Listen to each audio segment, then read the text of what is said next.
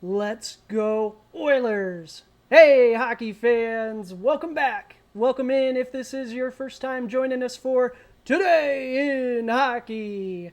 I'm Josh. This is the Hockey Flow. Today, it's Wednesday, September 21st, 2022, and you know what we're going to do? We're going to take a look at the history and the analytics, because you know what I got for us? Another question of the day. And Oilers fans, you guys are going to be happy. Edmonton Oilers, who is going to break out this coming season? So we're going to take a look at three players that I think are going to have big seasons for the Edmonton Oilers on our way to hopefully a Stanley Cup title. So be sure to stick around for that. If you do enjoy the content, take a moment, like the video, subscribe to the channel, helps us out a ton. We're just getting started, but the regular season's right around the corner. Want to make sure you never miss a video. Do appreciate it as well. So let's get into it. We're going to dive into three players. First up, Ryan Nugent Hopkins. So along the way, we're going to take a look at player cards from JFresh Hockey, Hockey Prospecting. We're going to dive deep into the stats to look at the history from Hockey Reference and NaturalStatTrick.com. And we also do have some lineups provided to us from The Athletic and Daily Faceoff. So thank you all. Without further ado, let's get into it. Ryan Nugent Hopkins. So I know what you're saying. How can someone be a breakout candidate at age 29 going to be age 30, Josh? Well, I tell you why. Ryan Nugent Hopkins is a former #1 overall pick, and I truly don't think he has ever lived up to that full 100% of his potential. If we look at his career and look at the numbers here, his best season was back in 2018-2019. No coincidence, played a full season of 82 games, but he did finish the year with 28 goals, 41 assists, good for 69 points, had a nice shooting percentage of 13.5, put up a lot of shots, 208, big shout out to Natural Stat Trick on that, and he played lots on the ice. 20 minutes of ice time. You gotta love it. And last season, he was doing fantastic. Had a great start to the year, was humming. The Oilers were playing really well, and then he got hurt. The injury bug struck again, and unfortunately, he was only able to play 63 games last season, did put up 11 goals, 39 assists, good for 50 points, but my goodness, that shooting percentage. So keep that in mind as we move forward, absolutely. So if we're looking at a breakout, right, if we're going to project a breakout season, that to me means that he's going to have a season that's much better than his previous best. So 69 points, 28 goals, 41 assists is the previous career high. So for Ryan Nugent Hopkins to have a breakout season, are we looking at 30 goals, 50 assists? I think that is definitely within the ballpark, and I'll tell you why. So we got a couple of things to look at. First and foremost, this Oilers team is going to be good this season. Ken Holland, I can't believe I'm saying this, but hats off to you, sir. You had a great offseason. Now, if we could just keep Jesse Puljujarvi in-house, stop talking about trading him, it will be a perfect offseason. I am a big fan of Jesse, but this team is going to be loaded. We look at the projected lineup down there, courtesy of The Athletic and Low Tide. We see Evander Kane, big re-signing, Connor McDavid, Jesse Puljujarvi. We all know that Connor McDavid and Jesse Puljujarvi, kind of an odd pairing, but he makes Connor McDavid better according to the numbers. Jesse Puljujarvi, if he can just find that shot. And spoiler alert, he is not one of our breakout candidates. I wanted to do it so bad. I think he's going to have a great season, but I didn't want to jinx it in case we do something stupid and trade him to another team. So no Jesse Puljujarvi on this list, but if he stays an Oiler this season, I think he's going to have a really big season. But we also look at Zach Hyman, great season last year. Leon Draisaitl, my favorite. We're wearing the jersey today. We got our Oilers Ave sign. Welcome to Oilers Ave.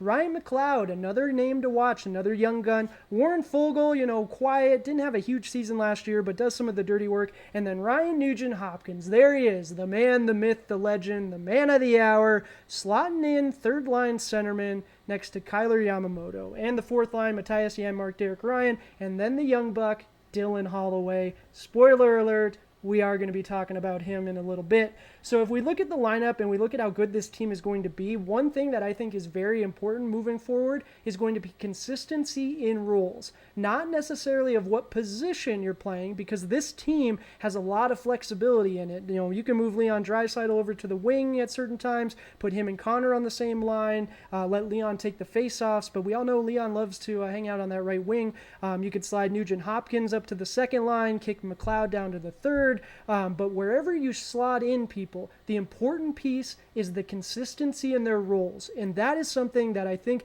this team finally has the talent and the depth to be able to provide consistent roles to everyone throughout. So Ryan Nugent Hopkins this season, probably going to slot in at third line centerman, right? Let him own that. Maybe give him some more time on the penalty kill a little bit. Give him some more time on the power play. Let him right in the center. Put McDavid on one side, Draisaitl on the other. Let Nugent Hopkins get some more time on that as well. You've got Evander Kane there also. He has got some excellent players that he has to pass the puck to, and that will be passing the puck to him, including these young players that have another season under their belt. And the blue liners, we have excellent talent in the blue line as well. So this team is good. They're going to have consistency. Woodcroft's going to have them. I really do. I think he's going to have them humming this year. Now, history. I love looking at the history. I am a historian after all, so I highlighted 2 seasons in particular. 2017, 2018, we see 62 games played, 24 goals, and 24 assists, good for 48 points. We look at last season, 21-22, 63 games played, 11 goals, 39 assists, good for 50 points. Those seasons look very similar. Now, goal tallies, absolutely, but we see his shot, that shooting percentage was so low last season. 11 goals, I think he's lucky to get 11 goals, but 39 assists, that's absolutely fantastic. But from strictly a points total standpoint, 48 to 50. What did Nugent Hopkins do the season after 2017-2018? He played a full season and had a career year. So what's he going to do at age 30, prime of his career, coming off 63 games, 50 points? I think he's going to have a full season and going to have an excellent season. He's going to break out, if you will. That's Ryan Nugent Hopkins. Let's move on to our second breakout candidate. We're moving back to the blue line. We're looking at the young buck, Evan Bouchard. So another one that folks may question a little bit as a breakout candidate, right? Because he actually had an excellent season last year, and some folks would say that he potentially did break out last season. So let's look at last season in particular. We do see he played 81 games, just a skosh under a full season, 12 goals, 31 assists, good for 43 points. He put up one more goal than Ryan Nugent Hopkins. I tell you what, Ryan Nugent Hopkins, that shooting percentage, there's no way it's going to stay at that 7.1%. It's definitely going to climb back up to his career norms. I fully expect that. He was dealing with the injuries towards the end of last season as well. We don't know if that had an impact. Bad luck is also something in there. But with Evan Bouchard, he puts up 12 goals and his shooting percentage is only 5.9%. We do see he took 205 shots. So this is one of my favorite underrated stat categories, shots. It's legitimately not just shots, but it's shots on net. So 205 shots, that's solid from a defenseman, and that speaks to the role that he started to carve out last season. So we talked about it with Ryan Nugent Hopkins and the consistency and the consistency in roles for this team. Well, that's what Evan Bouchard started to find last season, right? If we look at last season in particular, that 67% WAR, well, 98 percentile for even strength offense and 82 percentile on the power play, and that's where he started to make his money. Tyson Barrie was supposed to be the power play quarterback, was supposed to lead us to glory, and my goodness,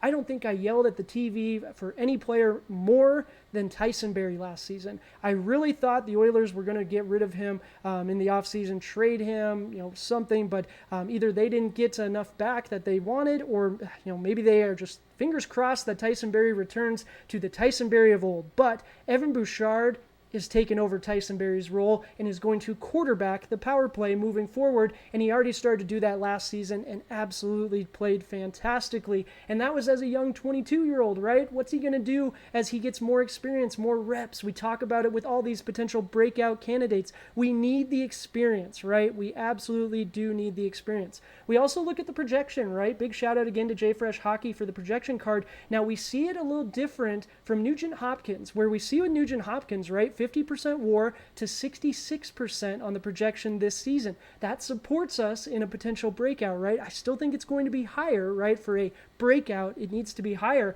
but we actually do see a projection that shows us an increase. Evan Bouchard, we see it stay the same, or relatively. Well, that makes sense. We don't have a big enough sample size yet. He only has one season officially in the NHL. He has two small sample sizes, 7 games played, and then 14 a couple seasons ago. We know Evan Bouchard, this last season was his first big exposure to the NHL, 81 games played. So can he do it again? We don't know. He hasn't proven it yet. So seeing the projection staying exactly where it is with not much movement, I fully expect that. We just don't have the data yet. Now, if we are going to look at comps, big shout out to Hockey Prospecting on the player card there down at the bottom. One of the full comps that I found very interesting was Brian Leetch. Now, I'm not saying Evan Bouchard is going to be the next Brian Leetch. My goodness, Brian Leetch is a 1,000-point scorer in the NHL. Oilers fans, we would be so happy if Evan Bouchard ever reached a level close to Brian Leetch. But I do like to look at the history then. If you're going to call it out, that means that the equivalency scores were very similar for each player.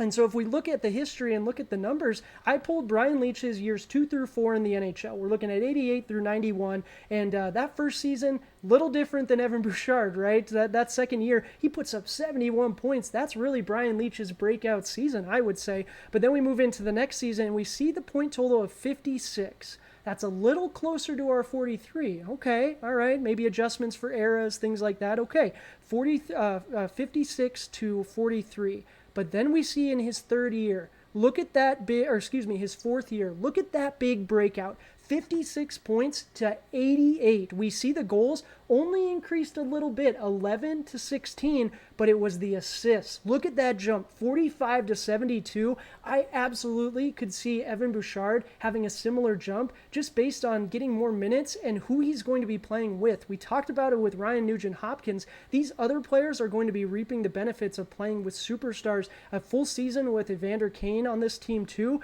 absolutely going to have an impact, and I could see Evan Bouchard's assists going up and up. Now, yes, Brian Leetch, we're not saying he's going to be Brian Leetch, but it is interesting to always look back at the history to see what we can see about the future. But again, I really think it's going to come down to a consistency and role. He's going to get more minutes. He's going to have a role on this team. Woodcroft believes in him. I think Evan Bouchard is going to be a breakout player in 22-23. So, all right, we talked about Ryan Nugent Hopkins, the Nuge, the veteran. We talked about Evan Bouchard, 1 year of NHL experience. Well, what about the real young buck? The exciting Dylan Holloway. He's already kind of taken the world by storm. This tournament prospect, he had some excellent plays. That goal coming in off the right-hand side, my goodness, that was something magical. It was NHL caliber. And the confidence that he's playing with and his speed, my gosh, there's so much to love about the lad Dylan Holloway. And he does have the numbers to support it, right? I mean, he's a high draft pick. We see what he did at the University of Wisconsin, and we see what he did last season in Bakersfield with the Condors. He puts up 22 points in 33 games played, 8 goals, 14 assists, had an impact. Every time you're seeing a highlight of a game, feels like you're seeing the 6'1", 203 left-handed shooting forward. And I tell you what, I don't know if I've been this excited about a prospect for the Oilers in a long time. Dylan Holloway, I do think is going to be an excellent NHLer, but we got to see how he's going to fit in this season if we're projecting him as a breakout player, right? So the preseason is going to be important for him. We heard from Ken Holland today, and Ken Holland made one comment in particular. We see there, bullet point 3. Ken Holland said he's not going to play on the fourth line. So we know Ken Holland's history with prospects. He loves to slow play us. He loves to let them sit and marinate, get that experience, and then bring them up when they're ready so he doesn't have to send them back down typically, right? Well, if he does that with Dylan Holloway, that kind of hurts my breakout candidate, right? Now, don't get me wrong. He can go down to Bakersfield and destroy the competition and get called up, fairly quick. At some point, they're just going to have to say, we can't say no. Well, that's what he's going to have to do this preseason. This preseason is so important because if he can really come out and show that he belongs and that he is an integral part of this team and that he fits, slide him in on that third line and see him and just let him go. If he does that, that and makes a really big impact and they can't send him down, he just has to make the team, then that's our ticket. I think it's going to just continue to ride that positive momentum. Has to stay healthy though, right? He has had some injury issues in the past. So if he can stay healthy and he can make the team right away, I absolutely think Dylan Holloway could be a breakout candidate. Now, if he makes the team, where's he going to play? Again, he's going to be a product of playing with some excellent players. We see Daily Faceoff with their lineup. Big shout out. Thank you guys there for that. We don't even see him listed. That's because he hasn't made the team yet. We just talked about it. Preseason is very important. Tell them no, or make them say no. They can't send you down. You have to stay, right? Well, Dylan Holloway, where could he slot in? I actually like Daily Faceoff's configuration of Nugent Hopkins on the left wing of that second line, but I probably would slot him down as third line centerman, let him own that. What if we swapped out, look at the Athletic lineup down there. What if we swapped out Warren Foegele and Dylan Holloway? Put Dylan Holloway on one wing, Kyler Yamamoto on the other, and the vet Ryan Nugent Hopkins in the middle. I know we're not going to be the most physical line, but goodness, the skill on that line, that would be something to watch. I would love to see it. And the speed, my goodness, the speed. And our fourth line, that's going to be a grinder line anyway. Now, Warren Foegele, can he play the right wing? He didn't do it very much last season, if at all. Let me know in the comments, Oilers fans. But absolutely, do what you have to there. Now, the other option, right, we talked about with Nugent Hopkins, slot him in on the second line, and then you kick Ryan McLeod down. What about a potential kid line? We talked about it in New York last season with Laffy, Kakko, and Cheeto there, or Heedle there, excuse me. What if we did Dylan Holloway, Ryan McLeod, and Kyler Yamamoto on that third line, have a dynamic kid line? Man, I would love to see it. But Dylan Holloway, I think, is going to have a fantastic NHL career. I think he's going to blow the doors off the barn this preseason, and the Oilers, they're going to have no choice but to bring him up with the big team, and he's going to start with the Oilers from day one, and he's going to be a breakout player. That's going to do it for the video today, guys. Who do you think is going to break out for the Edmonton Oilers this season? Love talking to you guys in the comments. If you do enjoy the videos, make sure you smash that like button. Subscribe to the channel. I do appreciate it. Always helps us out. Until tomorrow, I appreciate ya. Cheers.